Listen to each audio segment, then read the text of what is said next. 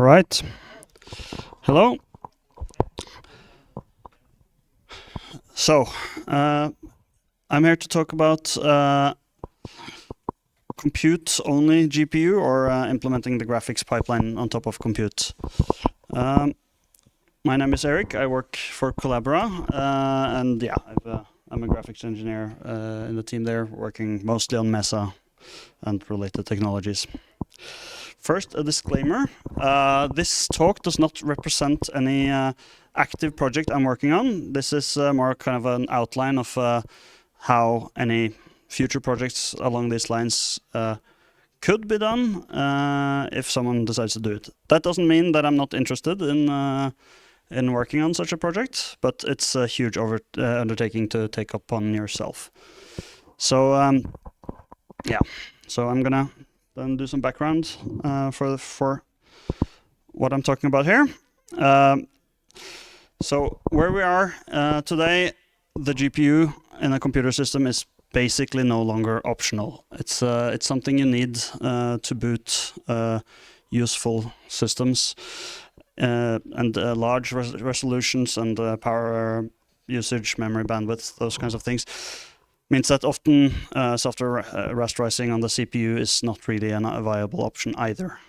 But on the other hand, GPUs are large, complicated things. They contain a lot of machinery. They are kind of scary from a security point of view because they need to be bus masters and can kind of read and write. They have free access to the memory that's visible to them, and can go rogue and kind of do bad stuff if programmed incorrectly. They're also developed largely closed and something that most people can't have a look at what's happening. And that's, I think, natural from the business end of things, but it would be better if we could have something that could replace this for some kind of systems. Yeah, and there's a few unfortunate effects that comes from this. The obvious security concerns. Hardware research, I think, is kind of interesting. It's really hard to do proper hardware like GPU rendering research without having access to a working modifiable system. And then finally, it's really, really hard for a new player to enter into the market. Even if they're not even like a commercial player, it's well, especially I guess if they're not a commercial player. So I think we need to have an open source GPU. The ecosystem kind of needs that to pair with these new fancy open CPUs we have, and to build kind of critical kind of systems, stuff like that. I'm not proposing making something that competes against the existing vendors. I think that's a fool's errand. They will kind of all, at least in the foreseeable future, be far ahead with more features, cheaper, ready products that you can buy, stuff like that. So I think competing, for instance, on the desktop stuff is a bit of a stretch. So instead, doing something that targets research, prototyping, and niche use cases. And for instance, one niche use case I can think of is if someone needs to make a camera chip, they need a lot of compute power to do image processing, but maybe not so much graphics, but they need kind of to do some graphics as well. So maybe for them, it's an okay trade-off to not or to use to software rasterizing in the compute units. Yeah, and making a new GPU is a very, very big task. The hardware development costs are pretty high. It takes a lot longer to build something in hardware than it does to do it in software. And if you make a mistake, you have a really, really bad time, You need to lock down your design and tape out stuff, and yeah, spend ridiculous amount of time in software working around bugs if you end up shipping with some. Yeah. So it would be great to shift more of the stuff in a new implementation into software, and doing that in a way, I think, where we just don't end up building like yet another software rasterizer that's just a little bit accelerated with some vector instructions, which some projects are trying to do. Yeah, so here's just a very dumbed down version of the graphics pipeline, or listing some of the stuff that's happening inside of a GPU. I obviously don't have space on a slide to list it all. And all of these, like some of these would kind of still have to exist in some way, but at least these ones, I think, are things that could to some degree be, or could be done in software. Yeah, as a first approximation to this. The programmable stages would, of course, just be lowered into compute shader and be run as kind of, yeah, on that unit. So let's talk about Larrabee. That's, I think, a lot of people thinking about when about what I'm saying here, because Intel tried to do this back in 2008. They announced the project. It was an x86 based GPU architecture that did most fixed function operations in software. It was targeted toward the same markets as NVIDIA and AMD, to some degree at least, back in the days. And it was immediately very popular in academia. So the SIG-graphs and stuff around those days had tons of papers on kind of how people could do stuff on Larrabee. And then a year after, a little bit more, the project got cancelled. In the end, it ended up shipping in some version with a Xeon Phi, but that's targeting quite different markets than what they were doing originally, mostly high-performance computing stuff. So what went wrong with Larrabee? I think there's a lot of things that went wrong, to be honest, but I will focus on two things here, which I personally believe are the most fundamental things. One is that x86 is not a particularly good choice for building a GPU architecture on top of. It's like the benefits you get from using x86 just don't benefit you in a GPU. So one thing that like Intel focused a lot on in their marketing about how you could run the same code on the CPU and the GPU, and that's just not true. First of all, because the Larrabee CPUs were Pentium CPUs from ancient days already at that point. Didn't support most, of the extensions they've added and stuff like that. So maybe you could run, in theory, the compute kernels on your CPU, but yeah. And then I think much more important is that what makes a good CPU ISA is very different from what makes a good GPU ISA. And there's again multiple things that kind of works against each other here. But one of the kind of ones I like to talk about here is that kind of like pipeline depth. A GPU can benefit a lot from a very long pipeline, and using that to mask memory latency. Whereas a CPU, if you do that, you have a very, very bad time because you need to be able to respond to stuff like IRQs quickly. So having a long IRQ latency is not great.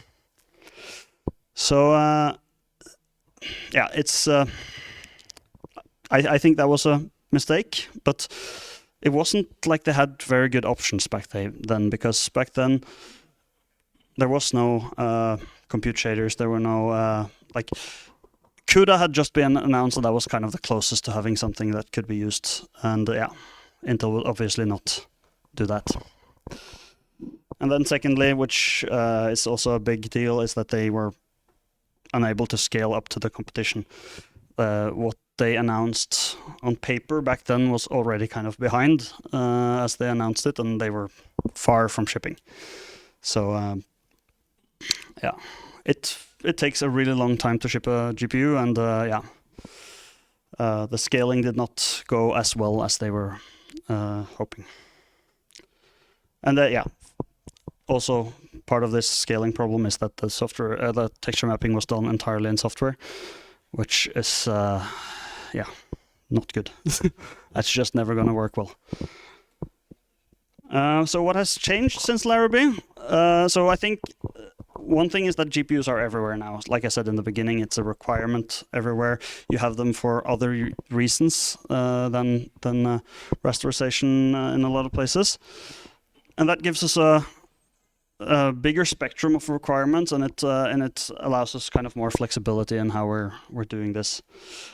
And then secondly, the GPUs are much more generalized now, and in that I mean specifically we have compute shaders. Compute shaders is I believe a much better target for something like this. And then also means that we can do this without targeting a single architecture directly. So we can do a generic implementation that can run on any compute shader. And yeah, we can start doing that today because we don't need a stripped down GPU just to be able to do these things. And yeah, I'm obviously not the first person to think of this. There's been other approaches similar to this, none going kind of as generalized as I'm proposing here, but yeah. So I'm dividing this talk a bit into the software and the hardware side, and the software side, because I'm a software developer, is obviously going to be much more significant than the hardware side. But yeah, so previous implementations, other people who thought of this, there's kind of sort of chronological here. There's a project called LLVMpipe that did an implementation of the graphics pipeline on top of CUDA. Then there's a paper from NVIDIA from a research project they did called High Performance Software Rasterization on the GPUs, or on GPUs. And then more recently, there's been some emulator works for older games consoles where people have been trying to do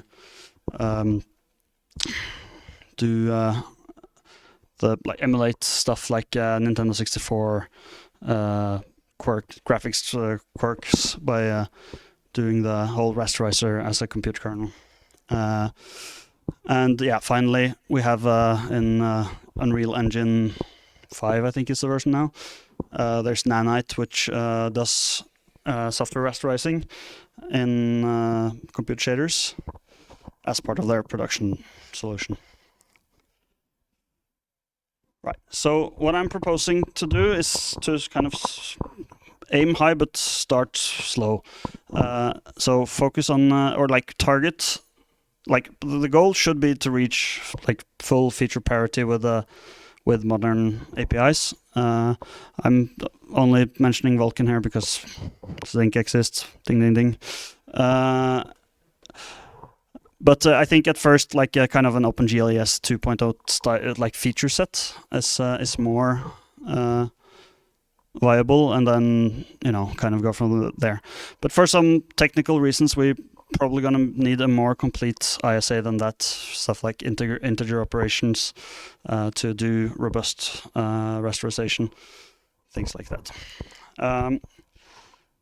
This could be implemented as a Vulkan layer on top of a compute-only Vulkan device. So you would have an extension that you would inject into device enumeration. So a device that is out of spec could appear if you ask for it to do.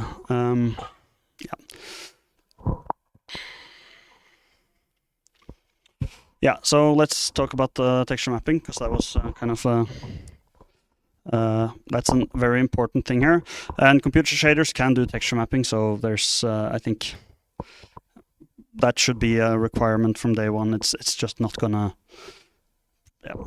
Texture mapping has so many little operations that needs to be done and kind of be done in a very careful way. There's a lot of details in there to get right, and to optimize for that is just, it is not fun. And if we look at, for instance, LLVMpipe, there's a lot of traps in there. There's a lot of flags to flip on and off to get conformant behavior or to get fast behavior and things like that.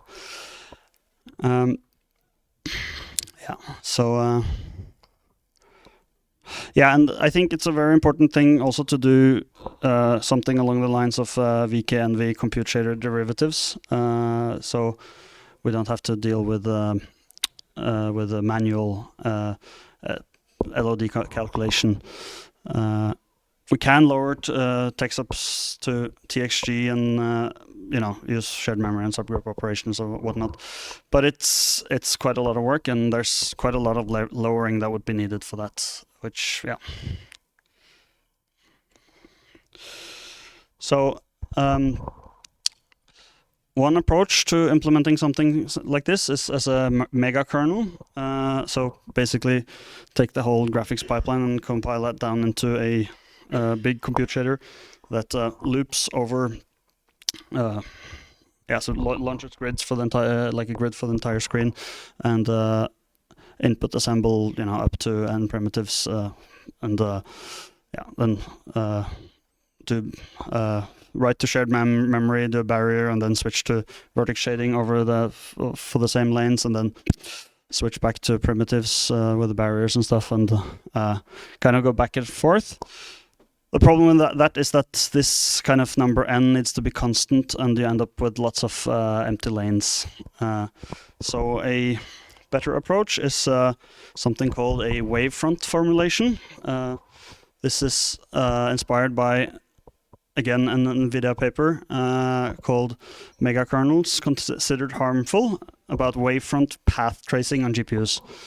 So the idea about wavefront formulation is to have many smaller queues with where you fill them up with operations, and they kind of go back and forth between iterating over what needs to be done.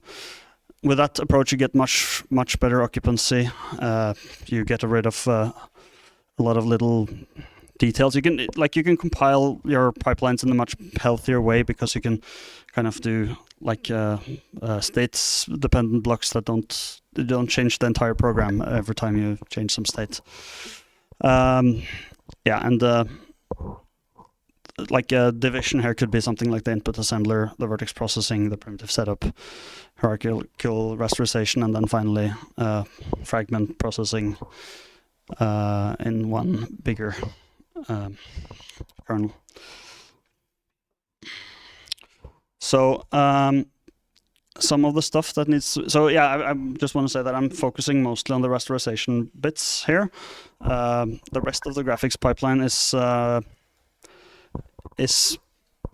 not that interesting. I think it's kind of obvious how to translate a lot of that stuff. So the primitive setup kernel would do basically set up edge functions per, like 3 or 4 edge functions per primitive, triangles that 3, rectangular lines of 4, anything else, something in between, depending a bit on what you're doing. So we'll set up that bounding box and store phase winding, and then do clipping or culling. For clipping and culling, the options are to do a clipless rasterizer. That's going to be needed for doing depth clamping anyway. And then discard things that are outside of the W range. Or it can do geometric clipping, and I think it's going to be a bit of a benchmarking work to figure out which is better in which cases and stuff like that. But for rasterization, basically what you want to do is you want to evaluate those edge functions per tile. By that I mean for is basically doing hierarchical rasterization, and you can, for each tile, you can pick 2 corners of the tile that are the extreme points for each edge function, and you can do that by just adjusting the value, like the constant bit of the edge function, and then you can test if a tile is fully inside or fully outside of that tile with just to evaluate those. So it's hierarchical rasterization is actually fairly cheap compared to per fragment, where you need to check all of them for everything. So you do that down to 2x2 and then schedule 2x2 pixel groups for fragment shading. For those who don't already know, that's standard for GPUs to do this. You want to shade 2x2 groups of pixels so you can do derivatives, and most GPUs do it even when you don't do any derivatives, just because it's easier with the same kind of flow of data all of the time. Yeah, and then per fragment, you get into like the kernel that does the for fragment stuff. You can evaluate the edge functions for tiles that were not completely inside. Tiles that were completely outside, you've already discarded. This needs to be integer math, otherwise you're never going to get it robust. So, but yeah, and then at the end of the fragment shader, you mask out the pixels from the pixel group that fail because of coverage. You can do more. You can optimize. You can terminate them a bit earlier based on some shader analysis, but it's not as easy as it sounds. Yeah, and the pixel shading itself is kind of evaluating the depth and barycentric functions. The Z needs to be linearly interpolated, so that's like a little bit different than the rest of the barycentrics. And then the attributes need either perspective correct or linear barycentric functions setup. Then you perform early fragment tests, execute the fragment shader, which would just be kind of inlined into the same program. And then in the end, you run the fixed function pixel operations, so the late pixel fragment tests, blending, dithering, if you're bothering with that, these kinds of things. So how would something like this perform? Sorry for stuffing a bunch of different things in here. So just to summarize what this slide says a bit, it's kind of all over the map with the prior art solutions. They claim very different numbers. Some of them good, some of them bad. Some of them correct the other ones and tell us that even though they claim to be good, they're actually kind of bad. But I think the kind of most relevant is the Line et al. Paper. It claims between 12 and 50% performance of native rendering. That sounds pretty bad, but this is in very, very targeted benchmarks where they basically are trying to look for, like, make the rasterization part as big a bottleneck as possible. So I wish that paper, which is kind of the closest to what I'm proposing here, would have provided real-world numbers. And I have not done enough work to be able to provide real-world numbers myself. But I believe that that's a very conservative estimate. That it's more probably going to look closer to 50% to maybe 90% or something like that, depending a bit on what you do. Yeah, and Nanite is a bit of an odd case because that one actually ends up beating the rasterizer in a lot of cases. Which I don't think we can really expect with something that's actually conformant, because that's the benefit of Nanite. It doesn't need to care about OpenGL conformancy or Vulkan or whatever. So the Nanite rasterizer, as far as I understand, I don't have the source code, so I can't read it. But as far as I understand, it doesn't do tie-breaking rules properly, because it doesn't need to. It's this opaque geometry. It can tolerate a little bit of overshading, and that's very little overshading that you actually end up getting for not being spec conformant. It also I believe, does its Z interpolation in perspective, like a perspective corrected, and that's okay for them because they only draw small triangles. They don't do big triangles, and then the difference will not be very big. Yeah, and they can do stuff like culling instead of clipping, because the small triangles are never gonna intersect both the screen borders and the guard band. So yeah, all of these kind of adds up and removes quite a bit of instructions from the inner loop. So I don't think beating Nanite is realistic. Yeah, so as I said, prior art doesn't give very clear answers. Yeah, it's gonna depend on which fixed function operation you do. It's gonna depend on how much shader complexity you have. But I think there's very little reason to expect the shader evaluation itself to have any noticeable difference.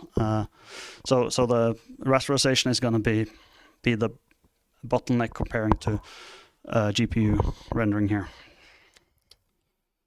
So the hardware side, again, I'm not a hardware engineer, so I'm like, this is a little bit outside of my field, but I've looked for what exists out there. So we have I found one project that's called Very GPU.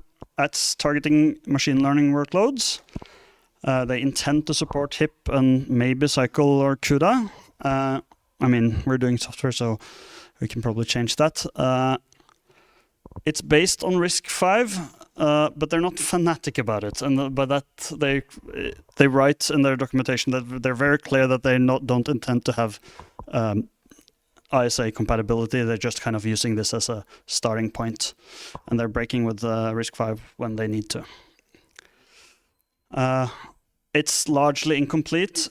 It's in somewhat active development, but they are limiting themselves to mostly machine learning kinds of features, which means stuff like small vectors rather than full floating point and things like that. So there's a lot of work that wouldn't have to be done there to make that useful.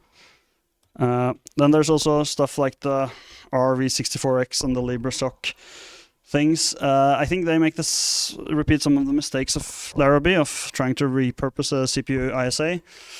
They're kind of built on the assumption that like encoding vectorization is the problem here, but hiding latency is actually what you really want to be doing.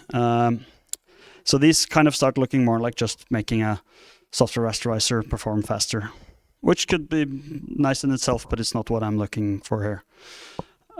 So that's unlikely to be useful for this. And then there's one that I think is pretty interesting. It's called MIAOW GPU. It's a compute-only GPU based on the AMD Southern Island documentation. So it implements the ISA of AMD Southern Island. Sadly, development seems to have ceased around 2017, but they claim that their compute units are complete. They're obviously missing the rest of a GPU around this. So again, lots more work to be done here, but I think this could be a good starting point for someone who wants to dig on this end. So yeah, that's most of the meat here.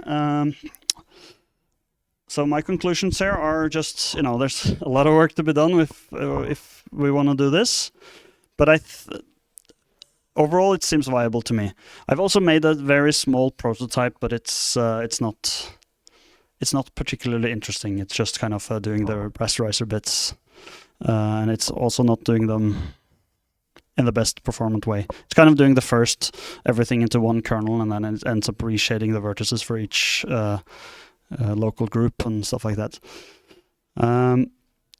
Yeah, performance impact is still largely unknown. There's more work needs to be done to know how that actually ends up performing. And yeah, just generally big question marks everywhere. So that's what I have to say. Thank you. Collabora, always hiring. And I was thinking I would just kick off. Here's my little toy rasterizer.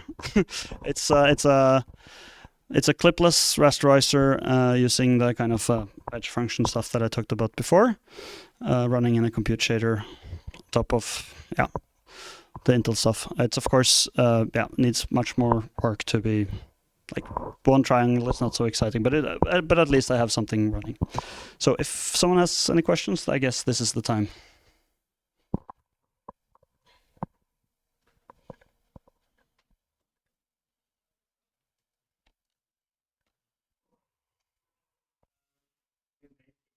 Didn't expect any significant, likely not any significant for authenticator violation. At the same time, I totally agree with you. Hiding memory latency is very, very important for GPUs. And one of the main limitations there's a number of registers, especially if you're going to build it on top of a Southern Island-based ISA. My concern there is more than an open question again, is that when you build anything larger and larger shaders, even if it technically doesn't necessarily need to, your register usage is going to go up, which is going to probably impact your performance and all that. I'm not quite hearing what you're saying. I'm not quite hearing what you're saying now. The memory latency hiding is important, but if you build larger and larger shaders, like combining multiple shaders, like your memory, your register usage is likely going to explode one way or another, even if it technically doesn't absolutely need to. So ultimately, getting that overhead to not be that big is going to be a very interesting challenge. It's not actually having these overhead for data implementation.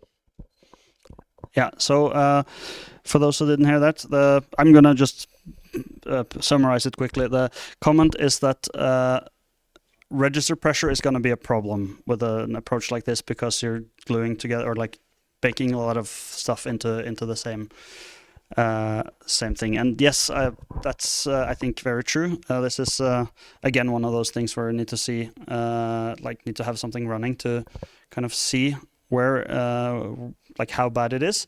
I'm hoping that register pressure, like register won't live too long across different kind of subtasks. But yeah, we will see. I'm also worried about that. Question from our live audience. Have you seen Newsy? Any thoughts on their approach? Seen Newsy, NYUZY. So the question is if I've seen Newsy. I have not. So no. It's a different approach. Yeah, I don't know. So is this project mainly focused on, let's say, architectural exploration for, let's say,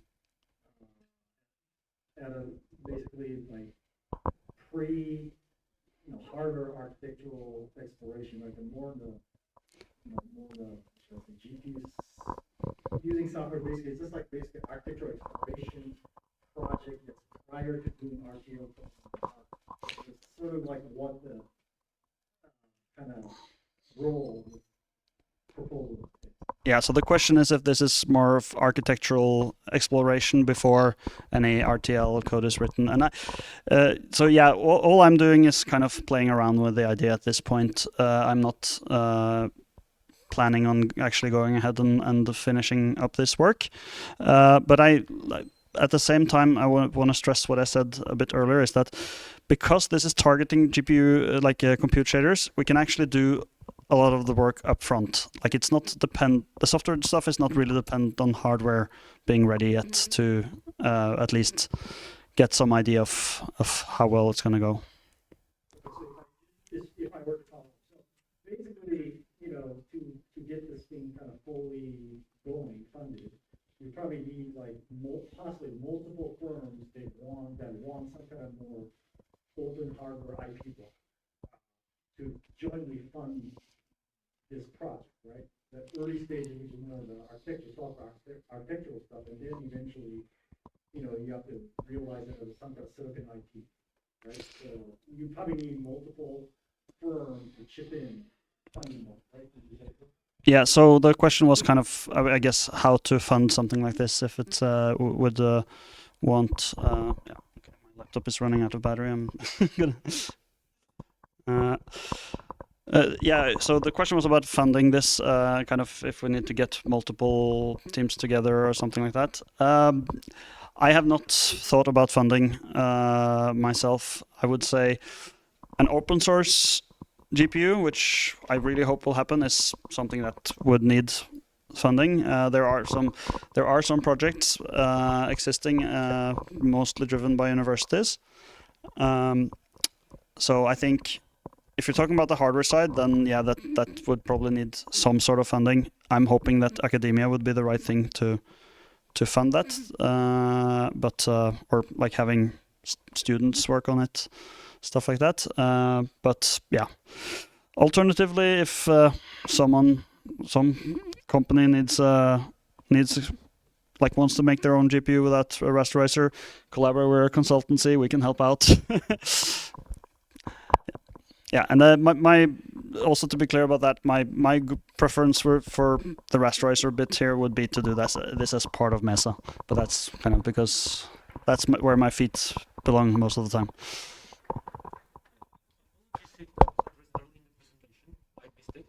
Which compute shader API are you targeting? What are the trade-offs or the features you're using that would help? Right. So the question is which compute shader API I'm targeting, and if there's any features missing that would help, I guess. So right now, like the prototype I'm running here is just a Vulkan application. So using GL slang to compile the shaders using Vulkan compute. I don't think that's set in stone. I'm not like I proposed building this as a Vulkan layer, so that would be Vulkan to Vulkan. I'm not sure that's the right solution. Maybe someone will want to have an OpenGL driver instead. But yeah, there's some open questions in the layering there. Like if you want if we want to do Rustical on top of Vulkan on top of this, and then having to go down to OpenGL again would of course be crazy. So yeah, my gut feeling is Vulkan compute is the right target, but I'm not sure. One last thing, so more comment than a question. The failing of Larrabee is fixed function hardware is a lot more power efficient.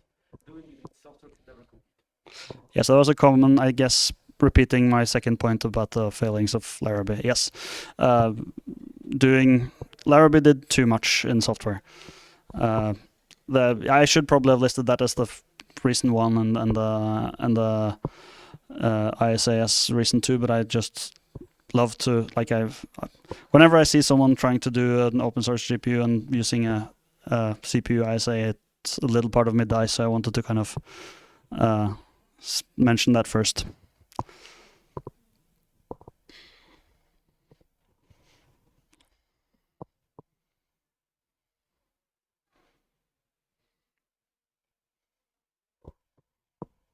So going back to your sort of performance comparison slide,